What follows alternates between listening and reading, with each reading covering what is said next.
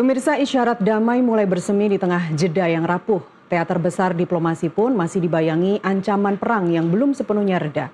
Kita akan membedah isu dari dua sudut pandang yang saling melengkapi. Pertama dari sisi analisis politik dan militer, ada Pak Slamet Ginting, kemudian ada WNI ataupun mahasiswa Indonesia yang sedang menempuh studi langsung di Iran, Arafah Pramasto Abu. Saya ingin sapa dulu keduanya. Pak Slamet sudah bergabung? Belum? Ya. Oke. Pak, oke. Selamat sore. Mas Arafah bisa dengar ya? Ya, bisa. Oke, baik. Oke, saya baru lihat nih sekarang Pak Slamet. Saya ingin mulai dulu dari Anda, Pak.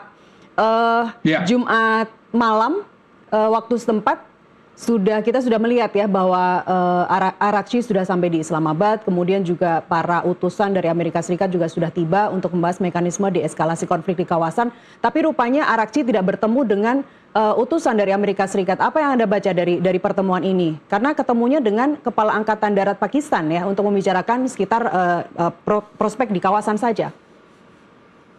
Ya, ini kita harus melihat dari dua aspek ya, diplomasi dan militer. Tentu saja ini diplomasi, tapi yang salah satu pihak menggenggam senjata, menggenggam meriam begitu, dan juga rudal. Tentu ini menjadi diplomasi yang unik, saling ancam begitu, sehingga apakah akan ada pertemuan di dalam perundingan kali ini belum tentu juga, karena belajar dari pengalaman sebelumnya, Iran juga melihat bahwa ini kami sedang berunding, sudah akan memasuki tahap final, tiba-tiba diserang. Ya. Karena itu Iran sampai sekarang tentu masih berpikir hal yang sama, jangan-jangan ini adalah jeda yang rapuh, karena ini akan menyentuh hal-hal yang kemungkinan mereka akan juga berpikir ini sebenarnya jeda untuk mengisi bahan bakar alat utama sistem senjata Amerika untuk menyerang Iran. Jadi siaga penuh menurut saya, sehingga diplomasi bukan menjadi pilihan yang realistis dalam kondisi saat ini. Okay. Apalagi postur militer Amerika juga yang demikian superioritas dan juga absolut, selalu kemudian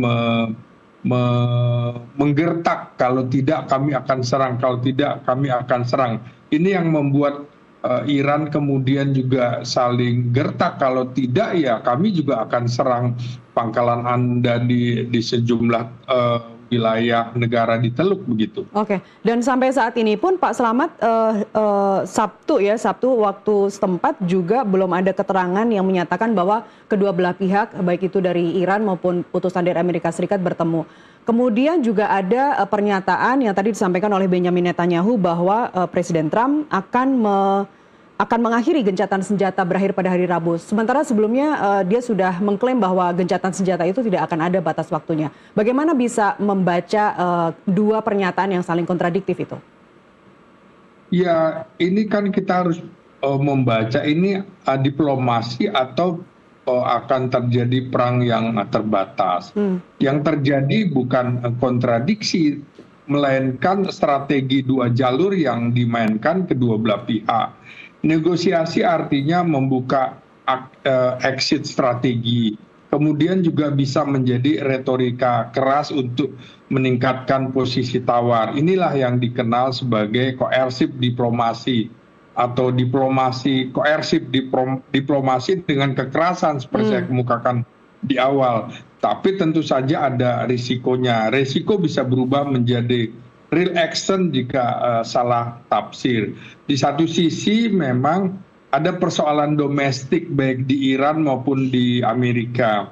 Ini kan menjelang pemilu di Amerika, pemerintah cenderung menghindari perang besar. Jadi kemungkinan akan menempuh diplomasi juga ada, tapi tetap akan menunjukkan ketegasan secara militer, sehingga tekanan dari Kongres dan lobi keamanan termasuk lobi Yahudi Israel ini juga akan berpengaruh. Di sisi lain, Iran ini kan sedang masa transisi kepemimpinan karena belum selesai transisi kepemimpinannya, plus ada tekanan ekonomi yang dihadapi Iran dari perang lebih dari 40 hari ini. Nah, tentu saja rejim di Iran perlu menjaga legitimasi domestiknya di dalam ketimbang di luar. Sehingga dia juga sebenarnya tidak ada negara yang menginginkan perang. Iran juga sesungguhnya menghindari perang yang bisa mengguncang stabilitas internal di negaranya. Maka implikasi dari dua sisi itu, kedua pihak sebenarnya sama-sama tidak menginginkan perang besar, tapi tetap bermain di ambang konflik begitu. Ya, ya. Yang paling tidak ingin ada perang di Iran adalah WNI kita yang sedang tinggal di sana, Pak. Ada seorang mahasiswa, Arafah Pramaso Abu, yang sedang menimba ilmu S2 sekarang di Teheran, Iran. Betul demikian, Arafah? Arafah? Benar. Saya sedang menempuh pendidikan S2 sekarang. Iya, bisa diceritakan bagaimana kondisi keamanan di sana, apa yang Anda rasakan? Oke, baik. Jadi saya izin menerangkan ya, saya melihat perkembangan setidaknya dari hari Kamis kemarin ya. Dari hari Kamis kemarin kondisi di mana di Iran tetap kondusif ya, terutama di kota Teheran karena sekarang ada di kota Teheran. Dan dari pagi, siang, sore seperti itu, dan bahkan di hari Kamis saya juga sempat keluar ya bersama rekan-rekan mahasiswa juga, dan juga ada dari jajaran KBRI untuk berolahraga ya waktu itu.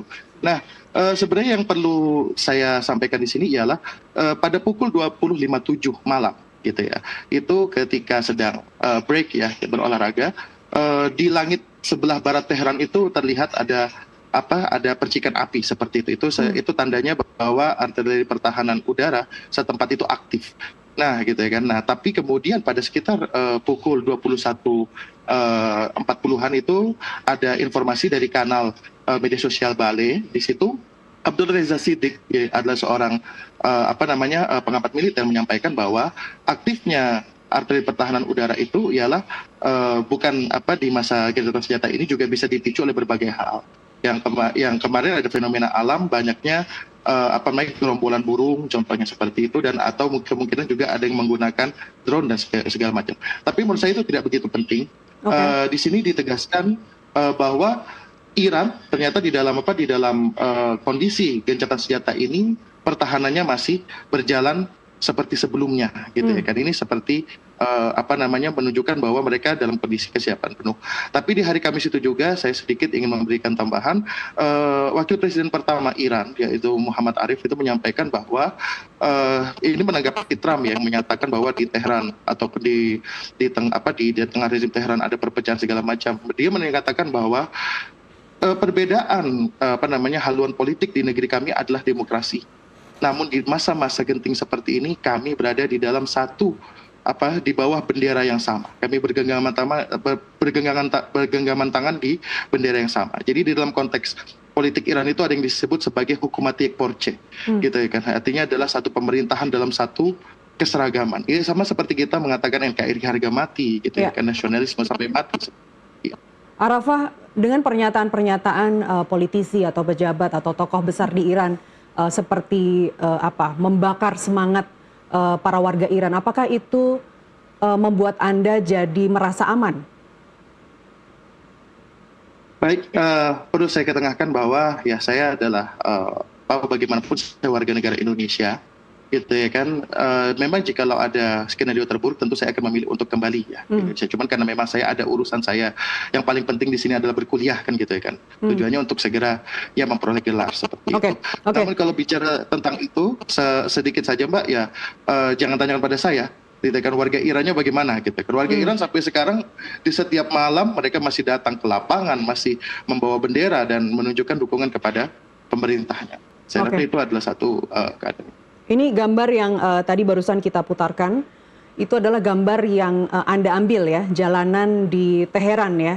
Anda mengambil ini, bisa diceritakan bagaimana suasana ini, apakah suasana mencekam atau ini sebenarnya hari-hari seperti hari biasa saja? Apakah ini sedang gencatan senjata atau justru sedang dilanda rudal Israel misalnya, atau seperti apa? Bisa diceritakan, Arafah? Ya, baik. Jadi itu gambar terbaru ya. Itu gambar saya ambil Jumat itu kan hari libur di weekendnya di mana di eh, Iran ya, seperti itu. Jadi ya, keadaan seperti biasa masyarakat ketika di malam harinya olahraga perlu dipahami bahwa di dalam batin masyarakat Iran kita ada istilahnya kita kan agar bahasa mereka itu agar jang miot bejanggit gitu ya kan. Kalau misalnya ada perang datang, oke kita perang kata mereka kan. Maka dari itu seturut dengan itu juga perlu saya kabarkannya berita terbaru bahwa Iran membuka ya yang namanya program sukarelawan John Fado atau pengorbanan jiwa yang sekarang pendaftarnya sudah lebih dari 30 juta orang. Seperti itu. Jadi Iran ini berbeda, bisa dikatakan ya. Mungkin kalau kita sebagai orang Indonesia mengenang perang terbesar kita terakhir kapan sih? Ya perang kemerdekaan seperti itu. Nah, tapi kalau mereka mengalami di masa revolusi, kemudian mereka masih mengalami perang yang lama melawan Irak contohnya, itu jadi kenangan tertentu Mbak bagi dalam hati orang Iran seperti itu. Ya, dan itu menunjukkan resiliensi Iran seperti apa hingga detik ini di bawah gejatan senjata ini. Kembali ke video yang tadi Anda ambil, Arafah, itu jalan-jalan di dekat KBRI ya. Dan bagaimana kita juga sempat melihat ada video juga yang Anda, kalau saya tidak salah Anda juga yang mengambil video itu, kegiatan di KBRI sendiri pada main badminton. Apa yang sebenarnya terjadi? Oh iya, itu bukan di mana, bukan di KBRI itu Mbak. Itu jadi di jalan-jalan Teheran secara umum. Cuman kalau yang malam itu bermain badminton itu memang ada bersama mahasiswa, ada juga dari orang-orang KBRI gitu ya kan. Ya, di situ juga banyak kan orang-orang Iran sedang berolahraga seperti biasa gitu. Bahkan mungkin mereka tidak mendengar ya ledakan yang di pukul 20.57 seperti itu. Jadi mereka tetap, karena orang Iran itu penggila olahraga sebenarnya Mbak. Jadi mereka aktif banget ya, sangat aktif maaf ya dalam berolahraga seperti ini. Bahkan sekilas kalau kita lihat ini seperti kegiatan mahasiswa pada umumnya di Jakarta, main badminton, main padel, seperti nggak terjadi apa-apa, Rafa. Padahal Kamis Anda menyatakan ada tadi ada kiratan api ya yang terlihat dari Teheran. Apakah ini terjadi mahasiswa bisa bebas main badminton seperti tidak terjadi apa-apa karena sekarang sedang berlangsung gencatan senjata? Atau sebelumnya, saat sebelum-sebelumnya ada serangan rudal dari Israel juga kondisinya sama seperti ini? Ya, jadi izin Mbak bercerita saja sepotong pengalaman ya. Waktu perang gencatan senjata belum terjadi, saya waktu itu bersama teman-teman juga ya mahasiswa pergi, karena di Iran ini ada namanya tahun baru Nowruz ya, Hijri Syamsi mereka. Jadi ada perayaan namanya Sista Peda. Nah, di sana kami jalan ke salah satu taman Park Loleh. Nah, kalau ke Teheran hadirlah ke sana bagus. Itu ketika kami datang, saya masih ingat, itu masih di langit itu masih ada sisa entah Arhanud yang nampaknya itu adalah rudal yang berhasil dihantam oleh Arhanud Iran. Ya orang-orang tetap saja di taman, makan roti, main itu segala macam sesuai dengan kebiasaan budaya adat mereka ya, seperti itu ya. Jadi memang kadang saya sendiri secara personal itu kadang tuh geleng-geleng kepala, ini orang Iran apa nggak ngerasa mereka sedang perang gitu kan gitu ya. Ya wajar lah ya, kan saya kan tidak dibesarkan, bukan orang Iran juga gitu ya kan. Cuman ya seperti itulah kehidupan di sini. Warga Irannya Anda melihat tidak takut, tapi sebenarnya untuk mahasiswa Indonesia, teman-teman Anda di sana atau WNI pada umumnya seperti apa? Takut nggak? Kalau kami tetap kepada kondisi selalu selalu waspada gitu ya, selalu waspada. Kalau takut kemudian diartikan panik gitu ya kan, itu satu hal yang kontraproduktif saya katakan. Seperti itu. Jadi kami tetap patuh kepada aturan yang ada, terutama arahan dari KBRI gitu ya kan. Dan juga kita harus mengukur sendiri nih bagaimana. Ada juga mahasiswa-mahasiswa yang memilih untuk balik, yaitu adalah pilihan dan kita tidak bisa ini, dan alhamdulillah pemerintah kita ya melalui KBRI dan semua jajarannya di sini selalu informatif dalam mengabarkan itu gitu ya kan. Jadi ya inilah kegiatan yang memang satu kondisi ya yang kami alami sekarang. Termasuk ada 2 kloter juga yang sudah dipulangkan kemarin ya, ada WNI, ada mahasiswa, mungkin salah satunya rekan Arafah di sana. Saya ingin ke Pak Arafah. Pak Arafah, nanti setelah jeda azan maghrib saya ingin dikomentarin tadi Arafah dengan videonya yang sepertinya tidak ada bedanya begitu dengan di Jakarta, ada mahasiswa main badminton, dan warga Iran sendiri yang meskipun tidak berada dalam kondisi gencatan senjata, mereka masih asik berkumpul makan roti bersama. Apa artinya sebagai analis Timur Tengah nanti Anda bisa menyampaikan. Kita kembali usai jeda pemirsa, tetap bersama kami.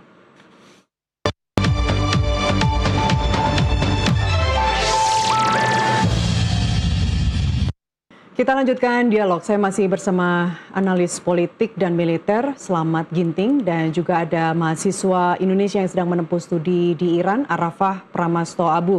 Arafah, Pak Slamet, kita lanjutkan. Pak Arafah, Pak Slamet, saya ingin menyambung pertanyaan saya sebelum jeda azan maghrib tadi. Bagaimana apa kesimpulan Anda terhadap warga Iran yang baik itu di bawah gencatan senjata ataupun selama perang masih tampak baik-baik saja? Ya, memang di luar perkiraan.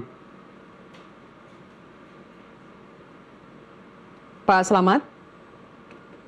Baik, sambil kita memperbaiki komunikasi dengan Pemimpin tertinggi menyatukan, terjadi kohesi nasional.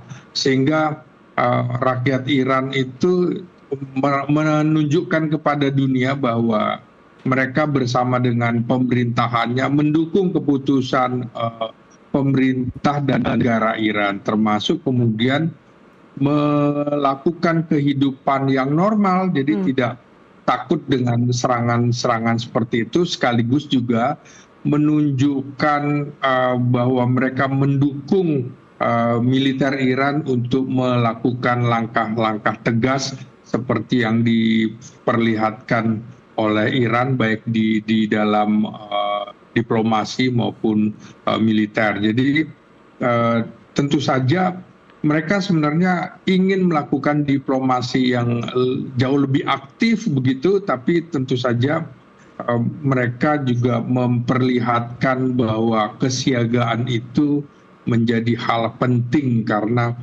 perang adalah bentuk diplomasi dalam bentuk yang lebih kencang, lebih keras, karena ini diplomasi koerasif, maka perang itu adalah diplomasi persif begitu. Oke, apakah kohesi sosial kita tidak ingin mendahului, tapi apakah kohesi sosial itu akan terus terjadi jika nantinya akan terjadi invasi darat oleh Amerika? Saya kira Iran sudah terlatih dalam perang 8 tahun dengan Irak, di mana Amerika berada di pihak Irak pada saat itu, sehingga mereka justru jauh lebih siap daripada peristiwa tahun 1980. Artinya sudah hampir 50 tahun, sehingga ini sudah generasi yang berbeda gitu ya. Maka Iran menunjukkan kepada dunia kehidupan kami normal-normal saja, dan kesiapsiagaan tempur bagi militer itu memang sebuah keharusan untuk menjaga kedaulatan negara. Jadi rakyat Iran yang tidak pernah terpengaruh ada atau tidak ada ATM, ada atau tidak ada jaringan internet, mereka akan tetap berjalan dan tidak tergantung pada kemampuan atau internet dari negara-negara lain. Tentu mereka juga sudah menyiapkan hidup yang sedarurat mungkin, seperti ancaman Donald Trump akan dibikin seperti zaman batu. Mereka mengabaikan ancaman itu begitu. Oke, untuk jaringan internet Arafah sampai sekarang baik-baik saja ya? Untuk jaringan internet masih dibatasi ya. Jadi contoh kalau misalnya saya untuk menghubungi seperti ini, saya harus nyari setting VPN yang sesuai dan untung-untungan gitulah. Tidak ininya, karena ini memang posisi Anda di mana tepatnya, Arafah? Saya sedang di kota Teheran. Tepatnya di mana? Di KBRI?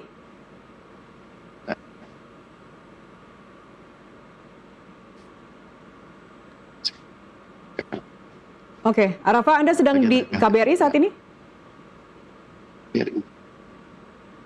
House-nya, Mbak, safe house. Di safe house-nya. Oh, safe house. Jadi iya. Oke, Arafah, kemarin kita juga pantau di medsos banyak mahasiswa, kemudian juga warga negara Indonesia yang ikut-ikutan demo bersama warga di Iran. Mereka mengibarkan bendera Indonesia, naik motor. Anda termasuk salah satu yang ikut dalam demonstran itu? Kebetulan yang kemarin yang ditampilkan itu ialah mahasiswa yang berada di kota Qum. Itu berapa jauh dari Teheran? Kilometer dari kota Teheran. Oh, 120 km, 120-an kilometer dari Teheran. memang karena saya sekarang sedang ada di kota Teheran ya, jadi kebetulan tidak ikut hadir. Namun kalau saya bersama teman-teman di sini juga sempat kemarin ya turun ya di peringatan 40 harinya 40 harinya Ali Khamenei, pemimpin besar revolusi. Kami Oke.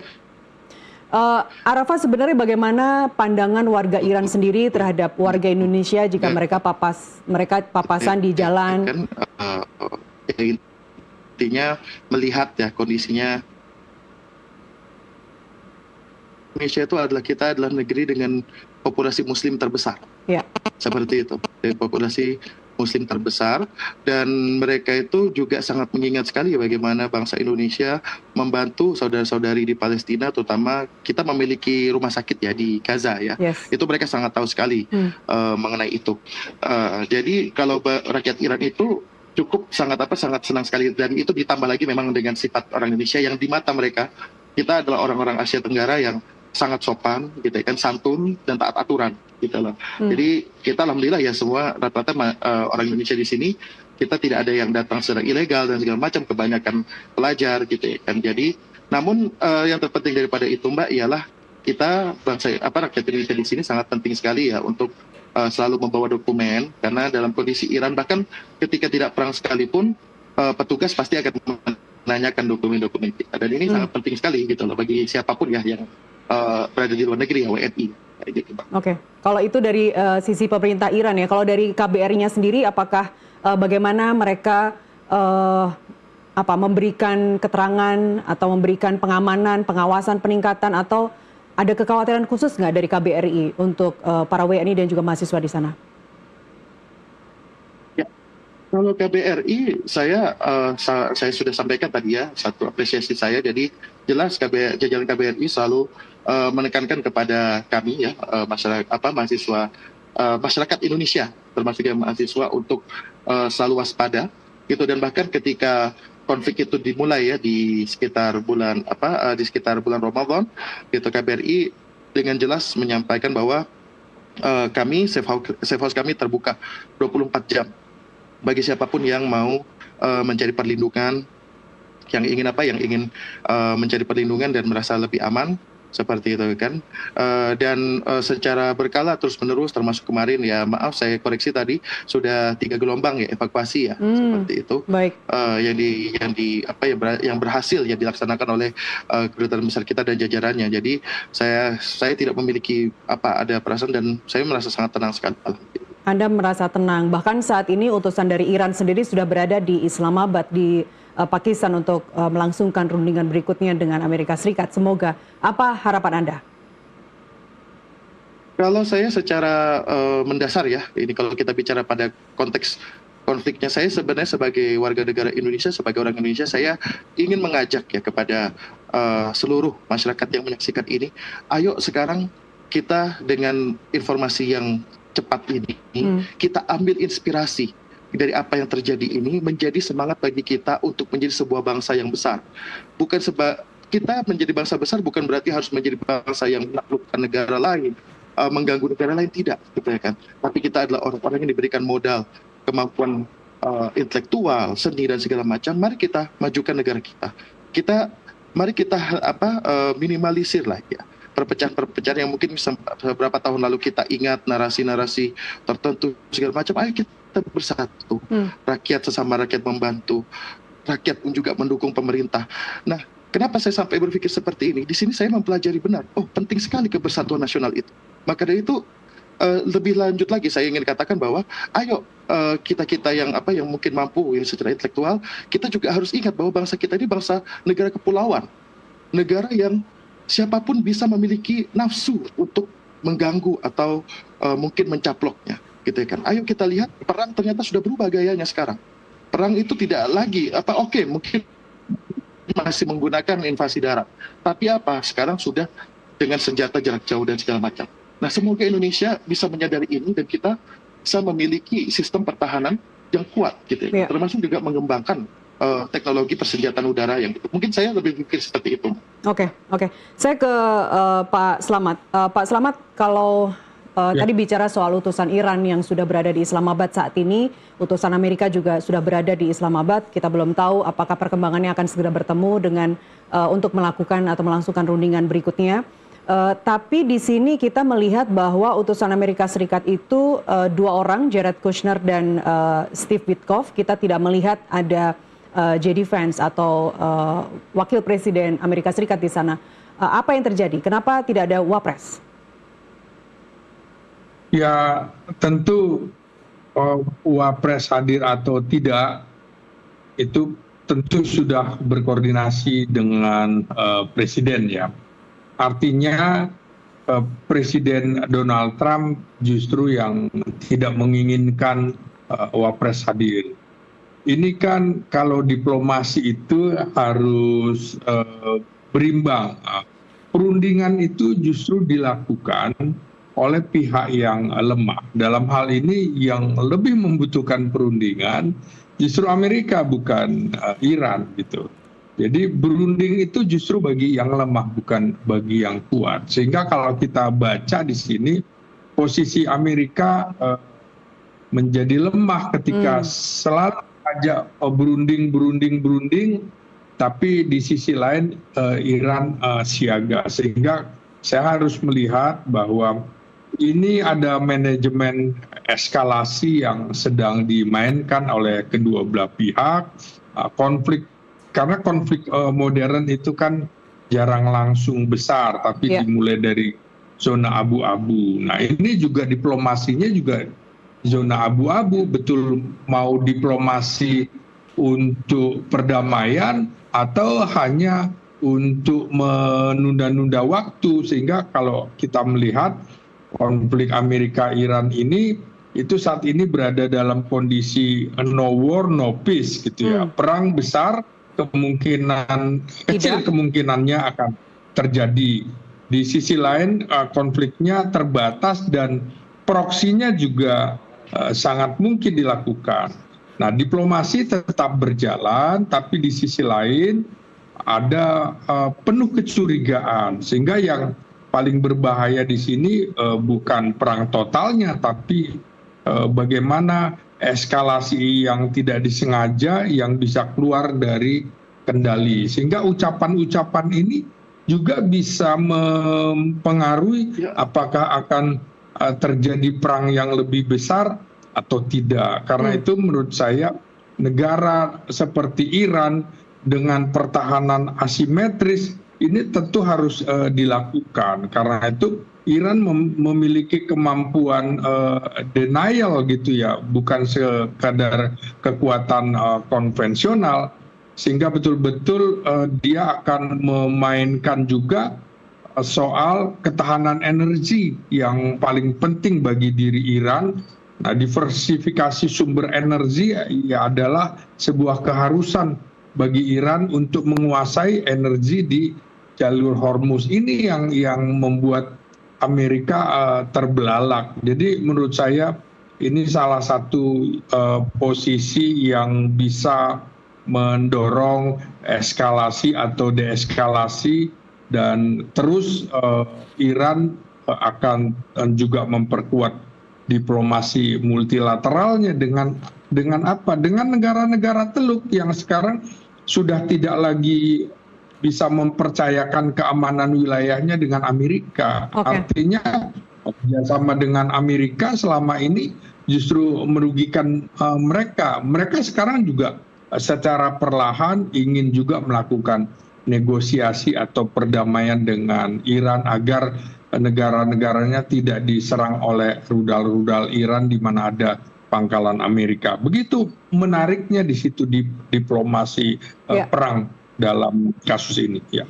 Ini juga jadi menarik Pak Slamet, karena ketidakhadiran Wapres JD Vance di sini bukan karena dia tidak hadir saja sebagai utusan, tapi di rundingan sebelumnya kan dia berperan sebagai ketua delegasi Amerika Serikat. Dan kemudian kita tahu perundingannya mentok, tidak menghasilkan apapun selama maraton 21 jam juga. Akhirnya JD Vance juga pulang begitu saja tanpa ada hasil. Sementara di sisi Iran juga ternyata ketua parlemen Iran Bagher Ghalibaf juga tidak hadir untuk perundingan kali ini. Ini apakah kita bisa artikan bahwa kedua negara sebenarnya sudah mengubah strategi karena keinginan dua-duanya sebenarnya mencapai kata sepakat? Ya persis, dan ini juga harus dilihat aktor-aktor regional lainnya, di mana Israel misalnya itu kan paling agresif terhadap Iran, dan dia juga bisa bertindak secara unilateral begitu ya, dan ini menjadi faktor eskalasi utama. Di sisi lain ada aktor regional lainnya, Arab Saudi, dan kelihatan sekarang menjadi jauh lebih pragmatis pasca rekonsiliasi dengan Iran. Mereka ini kan sudah didamaikan oleh Tiongkok ya, negara-negara Teluk, sehingga negara-negara di Teluk juga akan fokus pada stabilitas ekonomi dan energi. Belum lagi ada Turki yang sangat opportunistic balancer begitu. Dia bisa memanfaatkan konflik untuk memperluas pengaruh regional. Jadi Amerika juga akhirnya menghadapi negara-negara yang sedang digalang oleh Iran untuk menjadi semacam NATO di wilayah Timur Tengah. Dan ini kan Iran memanfaatkan konflik ini juga untuk memperluas pengaruh regional, sehingga kemenangan Iran yang cantik di dalam diplomasi dan militer ini menunjukkan bahwa sekarang dunia itu kawasannya sudah multipolar dan rawan konflik silang, sehingga mereka juga sekarang tidak mau begitu saja mau menuruti kehendak Amerika. Buktinya kemarin pertemuan di Eropa, NATO tanpa Amerika tetap berjalan. Perancis menjadi salah satu ujung tombak. Ini juga yang mempengaruhi Amerika untuk menurut saya segera mengakhiri perang. Cuma kan dicari exit yang baik, rem yang bagus supaya tidak malu kalah perang seperti kalah perang Korea, kalah perang Vietnam, kalah perang Afghanistan. Masa mau kalah perang lagi dengan Iran? Saya kira begitu, Amerika sedang gundah gulana begitu, Mbak. Dan bagi Trump itu sangat besar risikonya karena dia pasti mau rally lagi untuk pilpres berikutnya. Saya ke Arafah ya. Arafah, sebenarnya bagaimana sikap dan pandangan mahasiswa kemudian juga anak muda Iran sebenarnya secara umum terhadap terhadap konfrontasi Iran dan Amerika Serikat ini? Apakah ada pandangan bagi anak-anak generasi Anda yang lahir pasca revolusi Islam dengan mereka yang boomers yang sudah duluan lahir? Ada perbedaan pandangan nggak terkait konfrontasi Iran dan Amerika Serikat? Ya, baik. Jadi sedikit menerangkan ya. Jadi ya tidak perlu saya jelaskan bahwa memang kadang di dalam Iran sendiri ya juga ada berbagai pandangan ya. Mungkin ada mereka yang kritis gitu yang menginginkan kebebasan dan segala macam. Cuman that's not the point. Yang poin yang paling uniknya seperti ini, Mbak. Ketika ada orang yang mungkin kritis kepada pemerintahan, umpamanya untuk ingin ada perubahan jadi. Tapi ketika Iran mengalami serangan, gitu ya kan, hati mereka menjadi satu. Gitu loh. Dan mereka sangat bangga sekali ketika menyampaikan bahwa ini persenjataan garda revolusi kami bisa menghantam rudal buatan negara barat gitu ya kan. Nah, jadi bisa dikatakan bahwa ada satu hal yang harus dipahami mengenai Iran. Tidak sekadar kita membahas umpamanya soal madhab saja gitu kan. Ini kan ada pembicaraan yang tidak selesai. Tapi ternyata Iran itu adalah negara yang mengambil saripati nasionalisme mereka itu dari kebanggaan terhadap peradaban tua Persia mereka. Jadi mereka juga punya national pride gitu loh.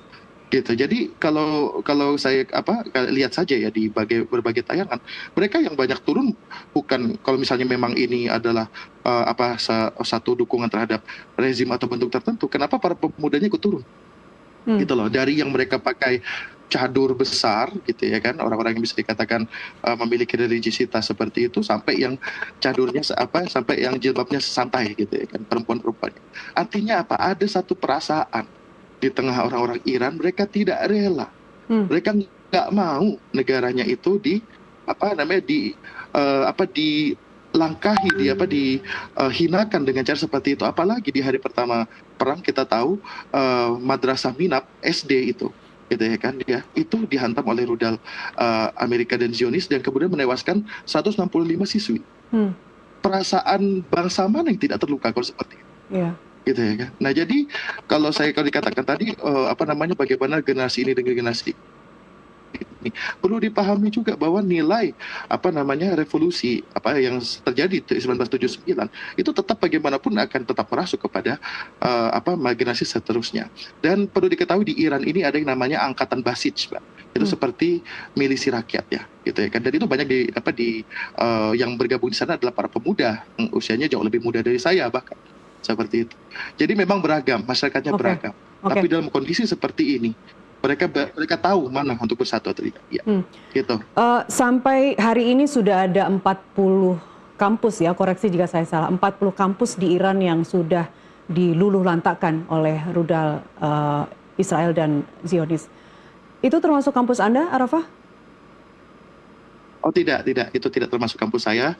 Cuman memang sekarang untuk perkuliahan ya, untuk perkuliahan secara umum ada yang sudah sudah offline, sudah tatap muka, contohnya di KUM banyak ya mahasiswa-mahasiswa sudah tatap muka. Tapi kalau seperti saya dilaksanakan perkuliahan itu secara online ya, melalui anggaplah seperti aplikasi tertentu ya, jadi ada buatan itu sama live seperti itu. Kalau bisa dilakukan secara online, kenapa Anda memilih untuk tetap tinggal di sana, bukan kembali ke tanah air?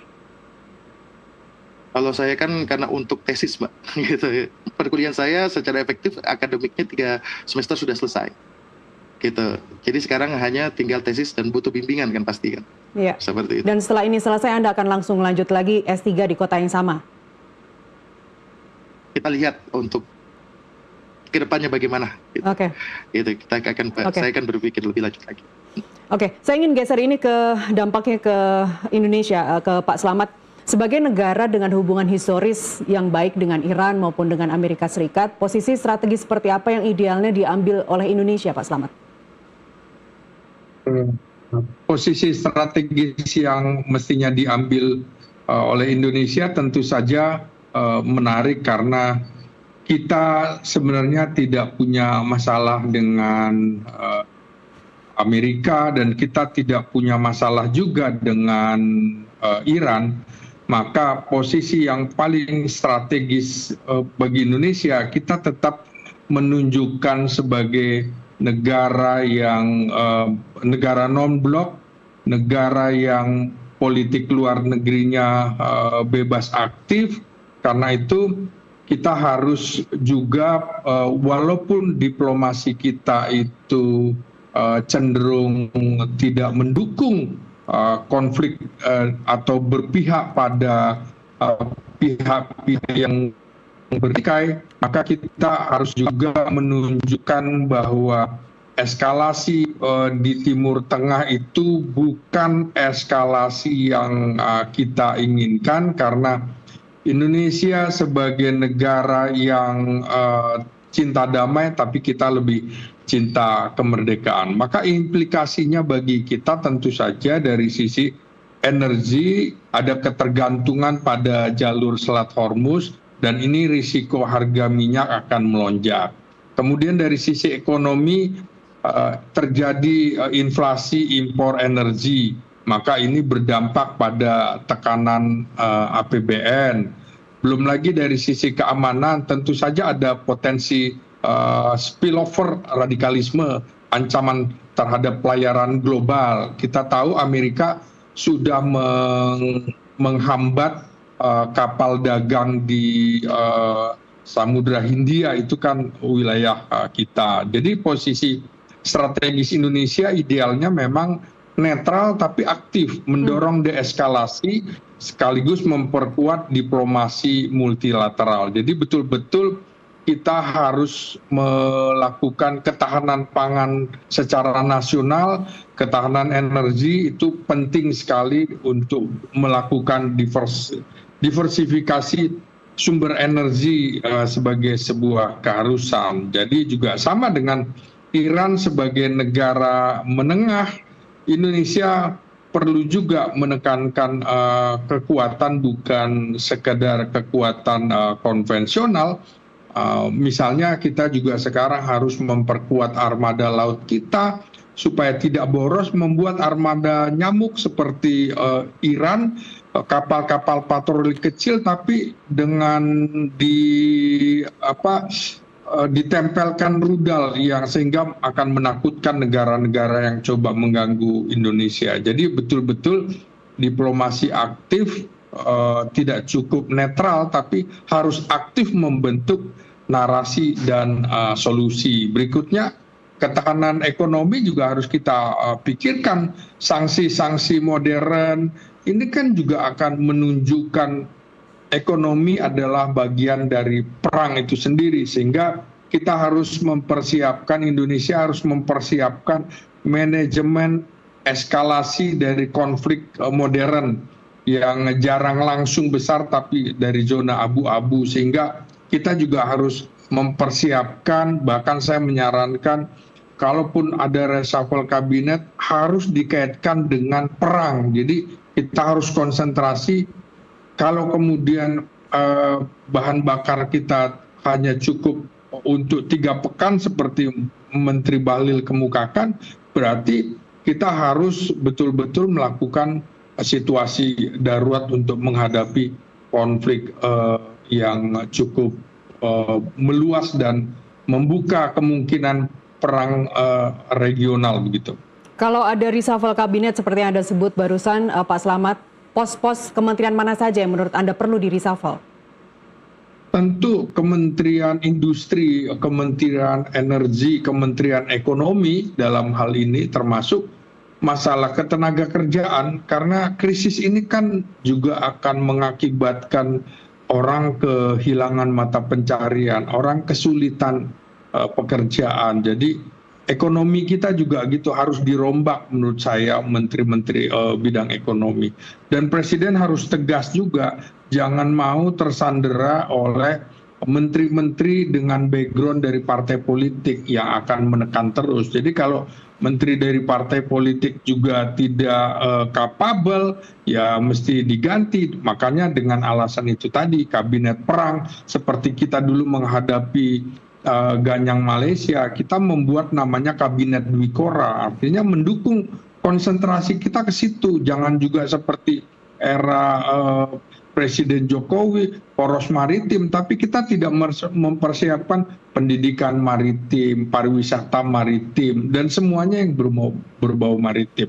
Ya, sekarang kita harus menyiapkan kondisi perang, sehingga kemarin kita lihat Indonesia yang minim jumlah militer hanya sekitar 500.000, kita perkuat dengan siapa? Dengan Komcat. Yang paling masuk akal adalah Komcat dari pegawai negeri sipil yang jumlahnya 6,5 juta, kita militernya cuma 500.000. Kita tidak bisa mengerahkan pegawai-pegawai swasta, siapa yang mau membayar mereka kalau harus mengikuti Komcat tetap harus dibayar perusahaan dalam krisis seperti sekarang. Jadi kita betul-betul harus mempersiapkan diri dari kemungkinan perang akan melanda Indonesia, karena itu kemarin kan Amerika sudah mencegat kapal dagang Iran di Samudra Hindia, lalu Amerika sudah ada di Darwin, Tiongkok sudah di Laut Cina Selatan. Ini di depan mata kita, jadi kita juga harus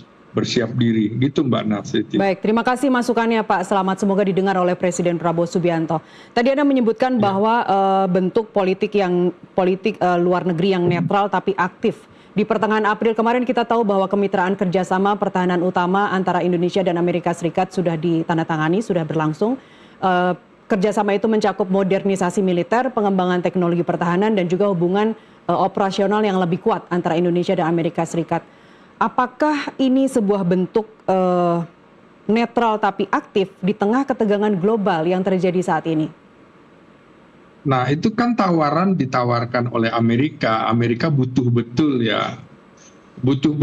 wilayah udara Indonesia. Tapi kalau kemudian kita mengizinkan Amerika, tentu negara-negara besar seperti Tiongkok dengan Rusia akan meminta hal yang sama. Katanya Anda negara blok, kenapa Anda kasih ke Amerika, nggak kasih ke kami gitu. Kalau Anda kasih ke Amerika misalnya, oh berarti Anda juga akan membuka konfrontasi dengan kami. Itu bisa menurut Tiongkok. Jadi betul-betul kita harus menjaga keseimbangan. Keseimbangan secara politik kita ikut BOP, berarti ikut Amerika. Tapi secara ekonomi kan kita organisasi dagang BRICS. Jadi kita harus memainkan itu terus juga dengan militer. Ya kalau perlu kita lebih bekerja sama dengan negara-negara di Eropa, sehingga orang akan melihat, publik negara lain akan melihat, oh Indonesia memang kerjasama dengan siapa-siapa bukan berarti menunjukkan dukungan, enggak. Ya. Tapi karena kepentingan nasional kita harus dekat dengan semua pihak begitu.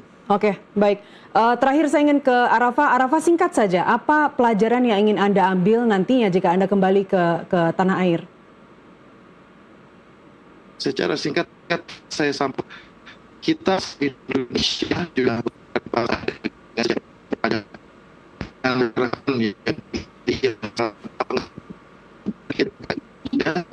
ingin mengingat peradaban mereka 200 tahun